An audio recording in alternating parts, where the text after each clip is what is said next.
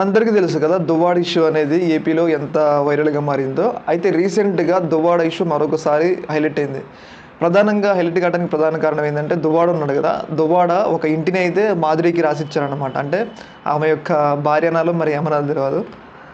ఆమెకి ఇంటినైతే రాసించారు. అయితే రీసెంట్‌గా వాళ్ళ సొంత భార్య ఎవరైతే ఇప్పుడు పోరాటం చేస్తున్నారో దువ్వాడ మీద, ఆమొచ్చి మాదిరి ఇంటి ముందు ధర్నా చేసింది. ఇది మా ఇల్లు మీరు రాసిస్తే ఎలా తీసుకుంటారు?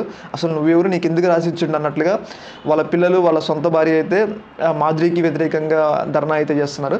ఏదేమైనా గానీ భర్తను చక్కగా చూసుకోకపోతే ఈయన ఎట్లా తయారవుతారు మగోళ్ళు అనడానికి ఇదే నిదర్శనం. ఎవరో ముక్కు మొఖం తెలియని వ్యక్తికి ఇల్లు రాసిచ్చిండంటే మరి దువ్వాడ ఎమ్మెల్సీ స్థాయిలో ఉండి మరి ఏందో మనకైతే అర్థం కావట్లేదు. ఏదేమైనా గానీ పాపం వాళ్ళ బిడ్డలు, వాళ్ళ యొక్క భార్య, సొంత భార్య అయితే తీవ్రంగా ఆయన మీద అసహనం వ్యక్తం అయితే చేస్తున్నారు. చూడాలి మరి ఈ అంశం ఎటెళ్తదో. ఏదేమైనా గానీ అంటారు గదా! ఏదో అట్లా అయిపోయింది పరిస్థితి.